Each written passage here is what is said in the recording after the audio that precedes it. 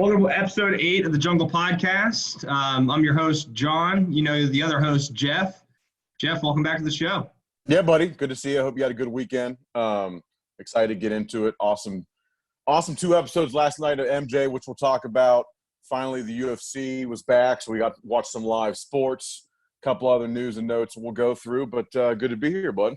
Absolutely. Good to have you back. Let's hop right in some news and notes. All right. Actually, I'll let you lead with this one because I know the big thing that we talked about last week was obviously the big UFC return. First live sporting event we've had in 60 days roughly. Yeah. I know there were a lot of big names in there. I think both you and I had chatted about it a little bit, but not too in depth. So I just kind of want to get a quick bite on what you thought of the fights. It was a really good card, really exciting. The main event between Justin Gaethje and Tony Ferguson. Gaethje came in, I think, a pretty big underdog. It was supposed to be Ferguson versus Khabib, and Gaethje looked absolutely phenomenal. Ended it with a TKO, and I mean, literally dominated the whole fight except like one snippet of Tony Ferguson got one knockdown, and that was about it. You know, so Gaethje looked really great. What's next for him is it's got to be Khabib. Although I wanted to mention, Conor McGregor went on like a Twitter tirade today. I don't know if you saw that. I did. I was going to bring that up. Yeah, so he went on a Twitter tirade today all about how he's pissed off that he's saying Khabib's hiding, Gaethje's not a real threat to him. He's demanding the fight against Gaethje. He doesn't deserve it. He came back, he fought Cowboy Cerrone, who was also on this card. And I'm a huge Cowboy Cerrone fan. Yeah. Fought Anthony Pettis. Anthony Pettis is a former champ. Both of them kind of towards the end of their career, it seems like. Right. I think Cowboys lost like 4 in a row now. And I put in here, I hate to say it, but it's almost like, is it time for – yeah, is it time? Because, that's forced. I think he's four fights in a row he's lost. He didn't get stopped, but it's just like you can tell that he's not in there and he's not going to be competing with the top of the top anymore. Yeah, and I think the last time he had fought, you, I, and the past special guest we've had, Graham, we have a chat group. We talk a lot about it. And remember, I was really the one that was like all about Cowboy at that time. But, I'm kind of on the same wavelength. I mean, it happens. You fight a lot, you do well, you get old, and you move. The next guy comes up. That's how all sports work. He's a Hall of Famer. He's a Hall of Famer. He's been in the game forever, all the way back when the WEC was around until the UFC bought it, so unbelievable career. It's like one of those things where you don't want to see a guy keep fighting and then just keep getting hit in the head. Right. But great career. But so going back to Conor, he's demanding the fight, but both Gaethje and Ferguson's managers were like, you don't deserve it. He should get it. And the two other things I wanted to mention, Francis Ngannou. Before you do, the Gaethje thing, apparently he had on Twitter come at McGregor real personal and called him a horrible father in person last fall. And so McGregor, that was one of the things he definitely was aware of, because he mentioned in his rants, don't ever talk about like my ability to, parent my children, blah, blah, blah. And then he also threw in something about Khabib. I didn't really understand exactly what he was trying to say. You said he's like a bottle fighter. I don't know what a bottle fighter is. I even tried to look it up. And the only thing I could find with bottle fighter as a term, was from like a 1968 TV show. So I don't. Maybe it's like a weird Irish thing that I'm just not privy to. But it might be, and I'm not positive on this, but it could be. Khabib's been criticized sometimes for just all he does is take down opponents and rides them, and you know what I mean. Right. So that could be. He wants to fight in a bottle. That makes more sense. Look at this. We're freaking solving mysteries over here. Look at that. So awesome. So I think that could be. And going back to the Gaethje thing, not a fan of Gaethje saying that.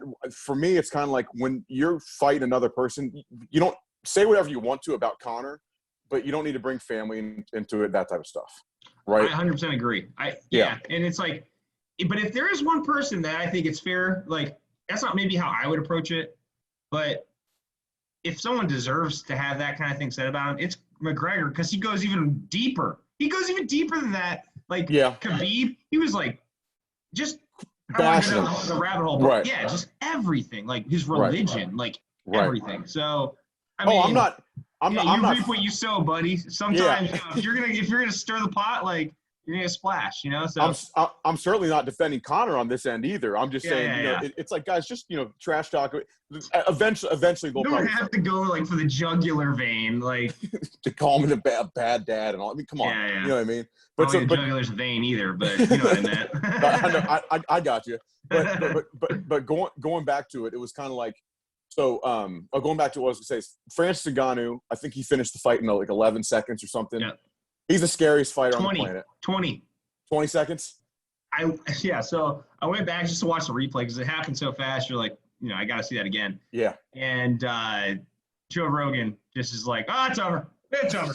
It's over. Just immediately just saying like disregarding the rest of it. Like all you need to see is one punch from Francis hit, and that's a wrap. That's the night. That's it. That's it. So he's going to get a title shot, but now we got to wait and see what happens with Stipe and Daniel Cormier. When they fight for their third. Did you see Francis actually said he was disappointed in the heavyweight division from UFC? Sorry about that. I lost. Yeah. Was he disappointed in like how it's been on hold kind of? Yeah, I think it's kind of in the vein of that. Yeah. So. I mean I get that. The only other thing I wanted to say about the fights, and I mentioned this on Friday when we last talked, and it was my not sexy. Sorry, hold on. It's okay. Hey, this is live television. It was my not sexy. How Hardy is on the main card. Yeah. And they put Hardy on the main card, and he fights a guy in De Castro. Look, and I'm not bashing De Castro. He's a professional fighter. He's obviously there for a reason. But we talked about all the guys that were below him, Verdum, Olenek, who are world-class heavyweights, put on a pretty good fight. And then, Cerrone and Pettis before him. And the Hardy fight and Castro fight was so – and De Castro and Hardy, it was terrible. Yeah. It's like, come on. How is this a main event? We talked about it's money, but it's just – I had to get it in there. It's a name. I don't like it. That's all it is. It's a name. I agree. Yeah. That's the list of things wrong with Dana, but – yeah, but that's kind of my recap with it. Great card all in all. Really, really fun to watch, and super happy to see live sports back.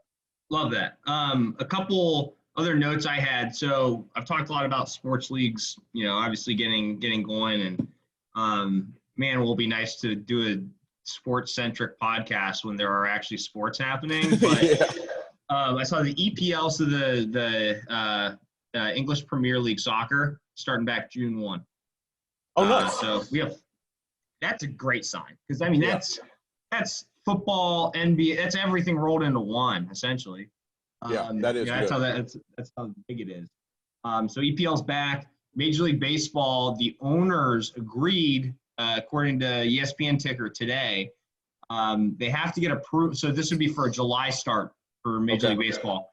The players need to approve it. The NFL, or not the NFLPA, the MLBPA. You know what I'm trying to say here. Yeah. It's been a long Monday, but two big leagues. Baseball is huge. Obviously, the Premier League soccer is big. Some nice things that we have to look forward to. Might not be for 60 days, but it's better than where we've been for the past 60. So exactly. I'm going to do a couple more news and notes I thought were interesting. Did you see the Zion news? So I saw that there were potential benefits that have been extended at Duke. That's all I've seen. I hate this stuff so much because it's like he's in the NBA. He's going to be super successful. He's making a ton of money now. And it's like now we're going to shoot this stuff at him and they're like trying to say you have to admit that if your family accepted this, accepted that. What happened? I literally just saw a headline. Apparently, his family and stuff accepted some gifts and some monetary benefits to sway him to go to Duke. And you know what? Look, that happens at every major program in the country. All over. The program's aware of it or not. There's always a rich booster who has way too much money to give away, and they just love their sports. Like it's just what pisses me off about it is now they're bringing it up when he's already in the NBA and he's making a ton of money. Yeah. I heard someone suing him for like $100 million. I think it's like his former agent or someone of a firm that he used to work with. He's like something 19. like that. And then it's like when you go back to watch him play. I remember when they were playing North Carolina. I think the cheapest ticket was something absurd, like maybe $2,000. I mean, President Obama was at the game. Yeah. And Zion's not going to see a dime of that money. And you're getting mad at a kid who's coming up fully, probably could have gone to the NBA out of high school, but he has to go to college and play, gets hurt, and now he's making a good career, had a really good rookie debut and all that. And now we're bringing this all up. It just kind of pisses me off. It's the biggest racket, not in sports, probably in the freaking country. Like the NCAA, we got a whole episode on the injustices of the NCAA. If you're not familiar, just Google Jay Belis and NCAA, and he'll break it down a lot better than either Jeff or I can. But yeah, you're right about that. Wholeheartedly agree with that. Any other news and notes come to your mind? I didn't have any news and notes, but it kind of fits in that. I'm going to switch it off to kudos of the week. Okay. It is my grandma's birthday today. I'm not going to do my grandma. I'm going to do Dave Portnoy, the founder of Barstool. So if you're a Barstool fan, if you don't know what Barstool is, it's like a sports media company, right? So he's, from Boston area. He's had beef with the NFL for 10 plus years. Have you heard about this news at all? Yeah. Oh, yeah. Okay. So the NFL, Roger Goodell's had him put in jail. He's had him kicked out of, Super Bowls. Like, this is a serious thing. And Portnoy bid like $250,000 to win for charity. I think it's for like COVID research or something. One Monday Night Football game with Roger Goodell in the man cave. I saw that. So he won. It's like, what option do you have if you're Goodell? Because have to do it. Do you not allow cameras in? Like, he has to do. He can't allow himself to sit down on tape with Portnoy for a whole Monday Night Football game. Like, I hope so. I'm an owner of a team. Like, the NFL owners are the guys who called that shot. You can't allow the guy that is the leader of the most valuable sports league in the world to be disgraced like that, because Portnoy is going to embarrass him. Like, that is literally why he's successful, is he gets under your skin and he gets you to do things you don't want to, and he argues on the internet. Like, that is right in his lane. Yeah, you're right. I don't know what they're going to do, because I'm super excited to see sitting that. down for a Monday Night Football game together. I'm super excited to see that, though. What do they do? Yeah, I don't know. I think they got to do it. I think Goodell's got to do it. He's got to bring other people around with him to shut him up, to be there, shut him up, take some of the heat off of him. And let's not get it twisted. All right, they'll come to some type of agreement where some things are out of bounds. So you can't say some things. What are you gonna do? You gonna not take his $250,000? Right. They're gonna take it. The worst thing would be if they don't put it on tape. If they don't let him record it, that's the worst thing. Yeah, that's true. But that's interesting. That's a good. So that was your kudos of the week, right? Dave Portnoy, just legend on that move. Like, good. Yeah, that's well. Look, so I got two actually, and real quick, because then I was going to say in news and notes, but so this wasn't going to be, but not sure if you heard, but I've always was a huge fan of him. I'm a big Seinfeld fan growing up. Jerry Stiller, Ben Stiller's dad, R.I.P. 92 years old, unbelievably funny man, talented man, King of Queens, the Heartbreak Kid, super, super funny. I was actually watching the Heartbreak Kid yesterday, and he plays Ben Stiller's dad in that. So rest in peace, Jerry Stiller. Kudos to your career, always making us laugh, so thank you for that. And then my other kudos, though, which I had from last week, is Adele. Because have you seen the singer Adele? Yeah. She's lost all this weight, and people are pissed at her for losing weight. And it makes people on the internet. People on the internet are pissed. Those are real people, but yeah. You're right, but it's like, come on, kudos to Adele. You look fantastic. Good for you. Just nothing really else to say to that. Don't listen to anyone who's going to be hating on her for losing weight and getting healthier. Doesn't mean there was anything wrong with her before, right? It's just she took a step in a healthier lifestyle. She looks fantastic, and it's ridiculous. I'm happy for her. It's ridiculous not to be. Ridiculous. Ridiculous. Screw you for getting healthy. Yeah.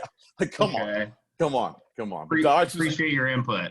Yeah. So those were mine there. But yeah, man, that's kind of what I thought about for kudos.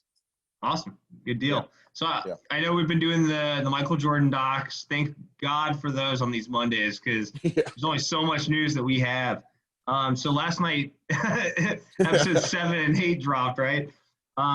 So one of the things that really, I think I make fun of people on the internet, but I'm one of them, obviously, because every single time we have one of these, it's always like a meme centric. So last week it was the guy with the goofy hair, and I told you a little bit about his background. Yep. This week, the meme that came out of it was just like the laughter when so the director gives Michael the iPad, and he looks at like the interview with Gary Payton, and he's just literally giggling to himself like, yeah. He laughs at him. Right. It's like, he laughs you at had him. me. He's like, because I think the quote is like, I almost had him for the first 3, and he's literally laughing in his face. He goes, the glove. I had no problem with the glove. No problem with the glove. I thought that was just – Gary Payton's a Hall of Fame basketball player. Yeah. Like, one of the best point guards ever. The more I watch this, and I didn't even plan to go down this road, but the more I watch it, the more I'm like, Michael's the best ever. Well, yeah, and I'm actually glad you said that because I put in here too. I'm not sure if you saw, they asked Shaq who he thinks is the best player ever. You're gonna say Michael. But see, he's played with Michael. Did he say Michael? I didn't know the answer. Oh yeah, he said Michael. But he's played with Michael. He's played with Kobe. He's played with LeBron. I mean, ask the people that have played in kind of the mix of those 3 eras, if you will. Almost all of them are going to say Michael, and I agree with you. Watching him it's just different. It's just different. It's a shame that as time goes on, you naturally forget. Yep. And we weren't even that old, right? Right. But it's one of the things where you really think about it. It's like if he didn't play baseball, if this didn't happen, if that didn't happen, they would have won like 8 straight. Probably. They went pretty deep, right, the next year, or his first year back with they lost the Magic. Was that the first round? They lost the Magic. But they what I'm trying to prove, though, is like if he comes, they're not going to win in 94. Right. I mean, they went to the playoffs. They're not going to win in 95, but they won in 96, 7, and 8. Like, they probably would have won 8 straight. They went deep. They went deep without him when Scotty was leading the team too. That's what I'm saying. I agree with you. LeBron, like I've been a huge fan of him, and I still am, but yeah. I almost feel stupid for how much I defended him at times. After you really look at what Michael did, it's crazy. And then think about this: like the Bulls since him have sucked. They've been awful. Yeah. Right. And they were kind of a joke when he showed up. I mean, they had D Rose. They were not good. They were a joke when he showed up. They haven't really won anything. No, they have not won anything since. They had a good year in 2010 and 2011. Yeah, that's it. In general, though, they've sucked. Yep. And they weren't really anything before him. No, they're terrible. Joe Burrow coming to the Bengals, building over the course of the next 5 years, and then going on a tear for a decade. Like, that's kind of what he did. I mean, you hope that Joe Burrow has a quarter of the career that Michael Jordan had. I'm not comparing the two. I'm just trying to I know you're not. I'm trying to I know you're not. 100%. Guide that. Like, that's really what he did with the Bulls. Like, the Bulls aren't the Celtics. There's a reason that they sucked before and they sucked after. Right. They're not the, I just think that's some like really powerful stuff. You actually think about, he did. It's not like we think of the Bulls as a good franchise because he was there, but they're really not. Yeah, you're right. I don't know. You're He's right. the best ever. I agree with you. I mean, I think I said that on like the second or third podcast that I think that he is, and I'm a huge LeBron. I'm a huge LeBron fan also. Up there. No, I love it. I love it. I'm a huge LeBron fan too. I agree with you. I think watching Michael is just it's different. Unlike anything else that, I mean, from a sports standpoint, he just elevates all of his teammates, pushes them harder. But then I love when he said, I mean, he doesn't ask them to do anything that he doesn't do. He did everything they did and more. That's that scene when he's sprinting. Of course, he's the one winning all the sprints. And then I thought about it too. The scene when they talked about with Steve Kerr, when he punched Steve Kerr, and Steve Kerr punched him back. You realize if that would have happened today, if LeBron would have punched one of his point guards or someone like that, whatever, it would have been a huge story. We didn't even hear about him punching Steve Kerr until now. Imagine if there was social media when Michael was at the Atlantic City Casino at 2 a.m. You know what I mean? A lot of these things would be blown up. You're right. But it's just you're right. I think it's different. He's different. So I thought last night's 2 episodes were just absolutely unbelievable. I loved when MJ got emotional, saying basically, "This is who I am, and if you can't live up to my standards of winning, then you don't belong with me." I didn't understand. So that's the next thing I wanted to talk about. Because is that what you're saying? I couldn't tell. I couldn't tell. I thought he was. See, I read that as he's crying because I think he feels bad how he came off in his pursuit. That's what I got from that. I think that, but I also think a lot of it is that he has so much emotion, and you saw it when he won that title, and he's crying in the training room, hugging the basketball right now. Now, a lot of that's because he won coming back, and his dad had passed away the year before, right? So, but I think I took it as, look, he's so enamored with doing whatever it takes to win, whatever it takes. And his teammates even said, a couple of them were like, we were all scared of him. And if you hear the stories of it, you don't think he sounds like a good teammate. But then when you realize how much he elevates everyone else on the team and how much they won, he was the best teammate. Yeah, you just call them all ho. Yeah, but he was. And I just saw it as he was so enamored and so like in love with winning that it took a lot out of him. And he just was like, if you're not there with me, you can't be there. And he just got emotional with it. I loved it. Yeah. Yeah. Yeah, I don't know. That was like a moment where I was like, what was that emotion just there? But no, really cool stuff. The other piece of it was the baseball side. So one of the cool things I knew before this episode, but it was just cool seeing again, Terry Francona. If you guys don't know who Terry Francona is, he won the first World Series for the Red Sox in 2004. They had won in over like basically 100 years, long time. Yeah. They won again in 07, and he's a stud. But he was the coach or the manager, not even, I guess, the head manager. Maybe he was. I don't know. He's running third base at the time, too. He was the third base coach on that AA team down in Birmingham, right? Birmingham Barons. Really cool. Like, Terry Francona in his own right is going to be a Hall of Famer. He will. Yeah. As a manager. And then looking at the stats and just – you can look at his stats, and there's something to be – gleaned from looking at someone's stats from the 1995 AA baseball season and saying, oh, he had a nice year. But then actually hearing Terry say, like, listen, like, I'm Terry Francona. If this guy had time, he's in the show. Yeah, really he would have played. Yeah, and I went and compared actually his stats to Tim Tebow's stats. I kind of – like, Tim Tebow's made some nice strides. I don't want to bring Tebow's baseball career into this MJ Doc segment too much. But, no, like, pretty impressive stuff. I went and took that, and I compared it to, like, okay, so I wonder what you think about Tim. Just trying to extrapolate something, and I don't know, man. They both look pretty good. So hey, man, I don't think – people don't realize how hard baseball is. They just don't realize it. You know what I mean? And I think a lot of times baseball athletes get a bad rap. Michael Jordan was the athlete of all athletes at the time and, had a really, really hard time playing baseball. And I think Tim Tebow is a good example, too. I mean, obviously an incredible athlete. Francona saying if he would have had a chance, I mean, God had more time, he would have made it to the major leagues. Just goes to show you, like, Michael's work ethic and what he committed to doing that. Yeah. And what's crazy is ultimately what kind of led to him back to basketball, if you kind of look at it, is that strike. Yeah. Yeah. Thank God. If that strike would have never happened, he probably would have kept playing that baseball season. We might not have seen 45 come back. You know what I mean? You did have a good year, but he had a 300 on base percentage. Yeah. That's a third of the time he's on base. I'm going to be like afraid of the ball. Right. It's AA. Like, these guys are tossing legit baseball players, man. Yeah. This is not a joke. This is not a drill, kids. No. And they didn't even like. They said the only reason they put him in that position was because they had the media facilities. Yeah. Like, he shouldn't even have been there. Didn't even belong. But they had to have the facilities that could hold the media. That was interesting. I did not know Last thing on Michael Jordan with the baseball bat and cigar, just the coolest look ever. That was cool. That was cool. I love that scene. But the one thing that I was going to say is the last thing I'll say on the documentary also, and then we'll move on.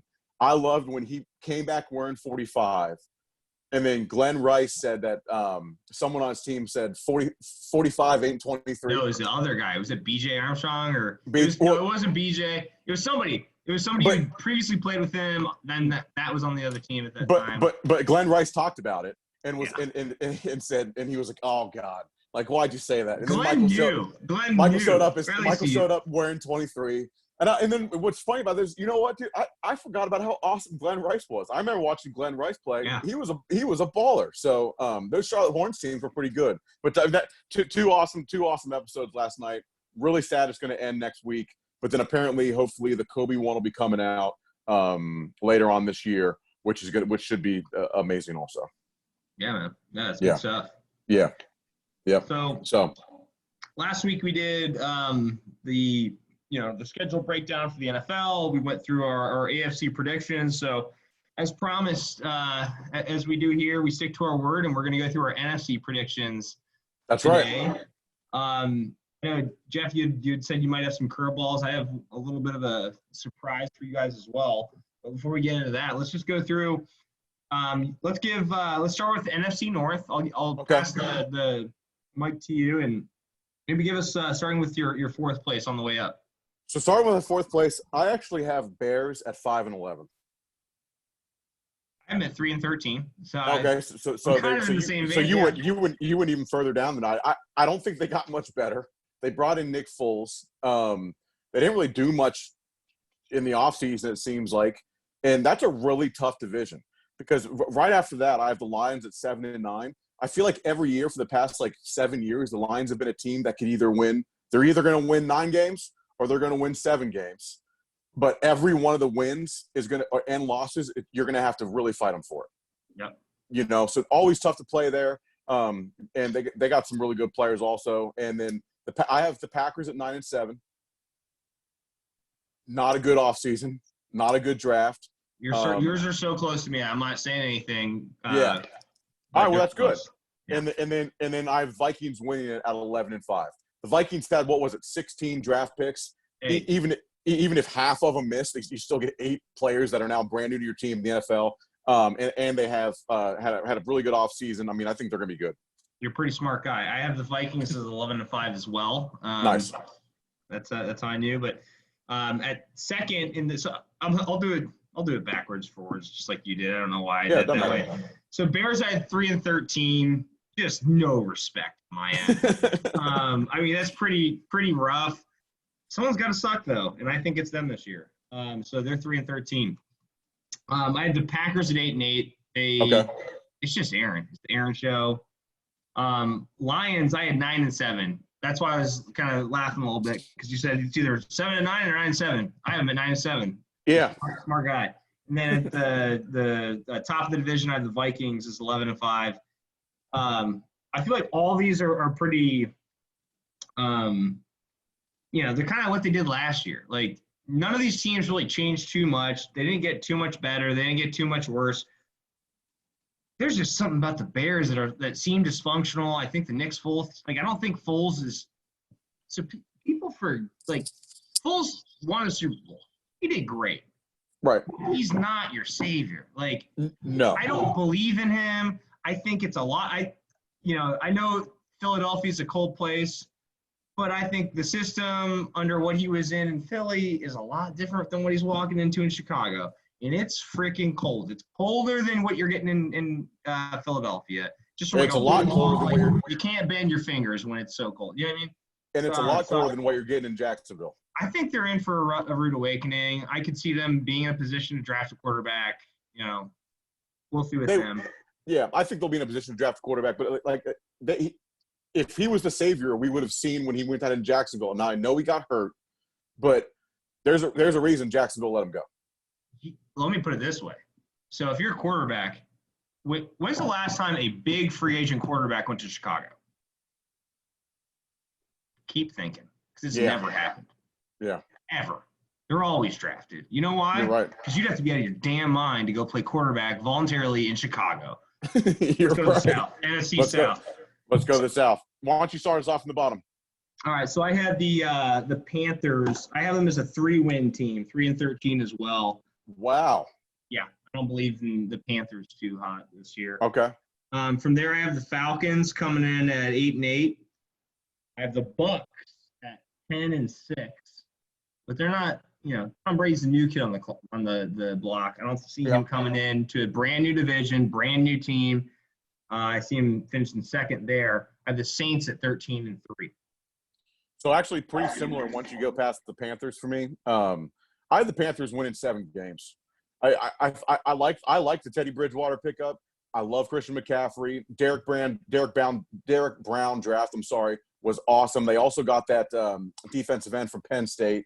I think they're going to be better than people think. Now that division, the one thing about it is they're going to beat each other up. The Falcons are loaded with talent, but I also had them at 8-8. There's something about them where it's just like ever since Brady took the soul from them in the Super Bowl, coming back from 28-3. They just don't. It seems like there's something going on. The last year did not have a good year. I have Bucks at 10-6. Also, I'm kind of with you with the Brady thing. New team. I think there's still going to be some things to work out there. It's tough, and we don't know who Gronk is going to be. You know what I mean? He was so great, but he took a year off from football in a very physical position. Looks like he's lost a ton of weight. Hopefully that pays off for him. But he was known as a really big, good bruiser, blocking tight end. Now they have a ton of weapons around him. I get that, but it doesn't always work out. I'm not worried about, I think Gronk can gain the weight back. Oh, I'm sure he can. I think that's not a problem. But he's our age. How would your knees feel if you had to gain 40, 50 pounds in a matter of 2 months? Well, he's not going to have to put on – he's like, they're not going to have to put on that dude, he's skinny. He's skinny. He's like 225. He's playing at 270. So I exaggerate a little bit, 45 pounds. It's a lot of weight, man. It is a lot of weight. It's a lot of weight. It's a lot of weight. I don't care how much, if you could handle it before. And I know he's older. They're probably going to have needles sticking out of his knees before every game, but. Yeah. Now, it's rough, dude. So going back to the Saints at 12-4 is the winner of the NFC South for me. When it comes to the regular season, I think you're going to see a really, really good Saints football team. We'll go into that more later on. What do you mean by that, Jeff? I do think Breeze is going to have a really good year. Mike Thomas, brought in Emmanuel Sanders. I think they drafted that Ruiz kid out of Michigan. They had a good draft. Dude, good team. The Saints they're my favorite team in the league right now over the Bengals. They're my most fun team. I love the Saints. I love everything about them. Not mad at that. Their whole team, just top to bottom. I can't wait till the season starts. I like it. Let's go to the East. You want to go East? Okay. All right. So the East is a good one. I'll start from the bottom. Redskins 4-12. Don't think they're going to be very good. I think they'll have a high draft pick. So 4-12. Giants 7-9. Cowboys 7-9. Ooh. I think the Giants will surprise some teams with some wins, and same with the Cowboys. But the Cowboys' offense is great. They better score 1,000 points a game because their defense is not very good. What did you have the Eagles at? And then Eagles 10-6 winning the division. 10-6. Okay. Yeah. Kind of disagree on certain parts. I had.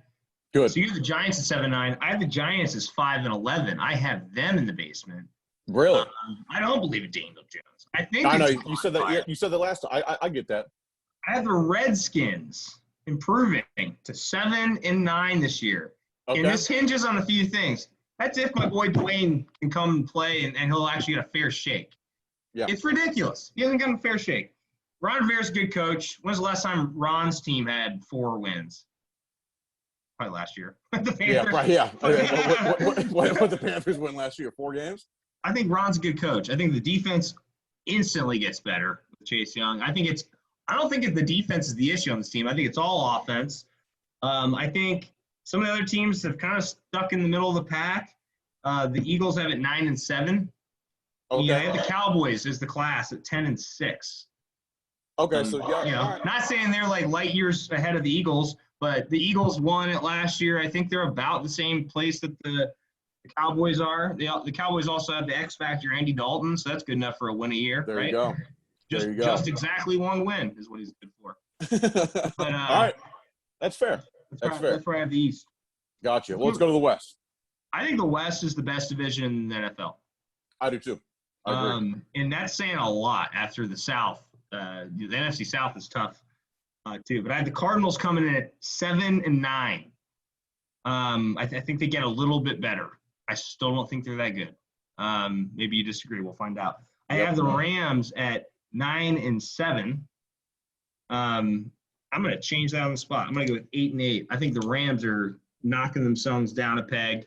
I have the Seahawks at 10-6. Still think they're all in good hands with Russell Wilson. And I have the Niners as 12-4 winner of the West division.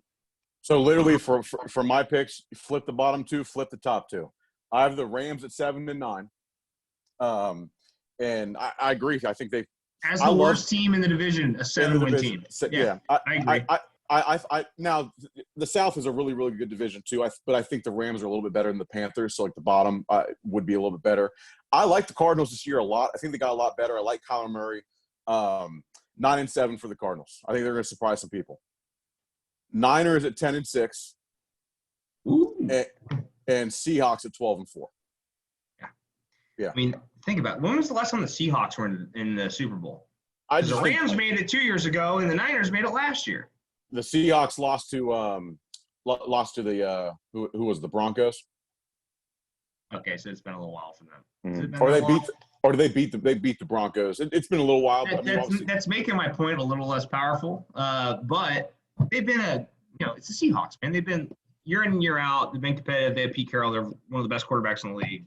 What people don't realize too is they had a lot of injuries. That's a tough division. Last year, and they have a really good committee of running backs. I mean, in their defense, I think they're the best middle linebacker in the league. I think DK Metcalf is going to be a really good wide receiver. I really like the Seahawks. Plus, they brought in Greg Olsen. I know he's older, but that's a really good leadership guy to have on as a tight end. Yeah. You know, I think they're going to be good. That's a great fit for him. Man, yeah, what a nice – you leave like the prime of Cam Newton, and then you shimmy on over to Russell Wilson. Yeah. Must be nice.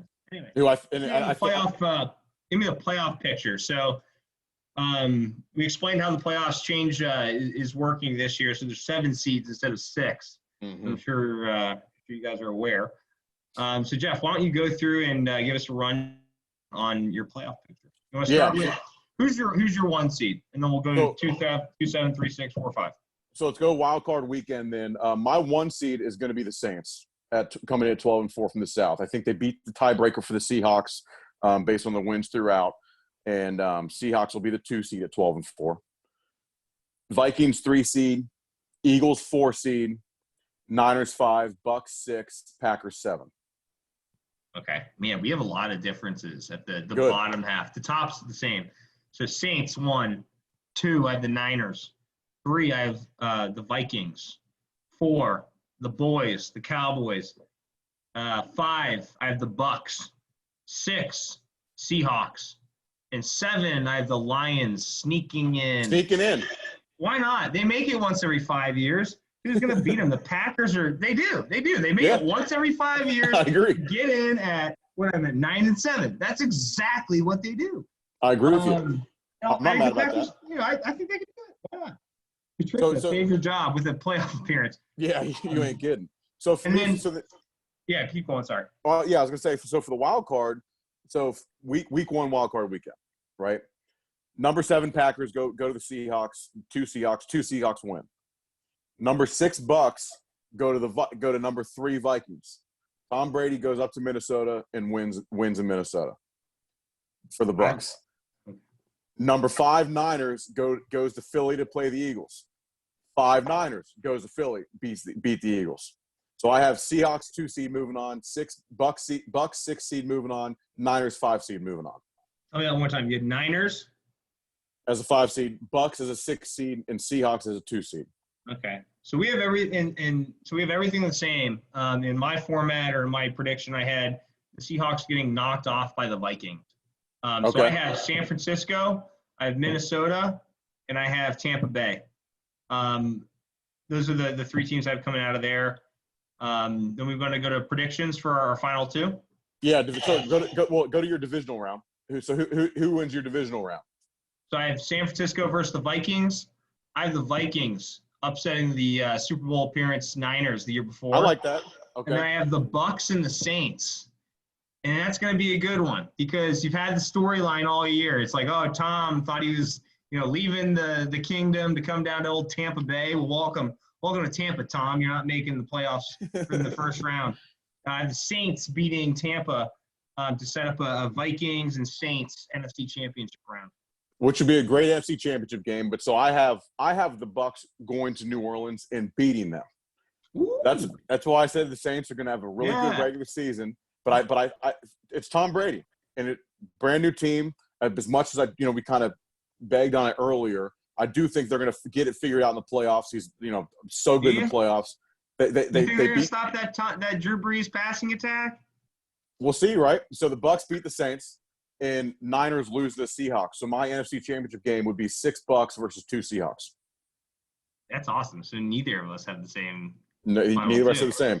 So I can tell you my Super Bowl. Yeah. I have the Chiefs coming out from last week, and this week I have the Seahawks coming out beating Tom Brady in the NFC Championship game. Russell Wilson gets back to a Super Bowl to play Patrick Mahomes. Seahawks versus Chiefs in the Super Bowl. Wow, I like that. So I had the Saints beating the Vikings. I had the Saints playing the Chiefs, and I had the Saints winning the Super Bowl. And beyond that, Drew Brees is going to retire at the end of the game. On the field, he's going to retire. On top. Field. He was already thinking about it before this year. Yeah. You see those articles? Yeah. If he wins it, he gone. I hope so. I hope so. I would love to see that happen.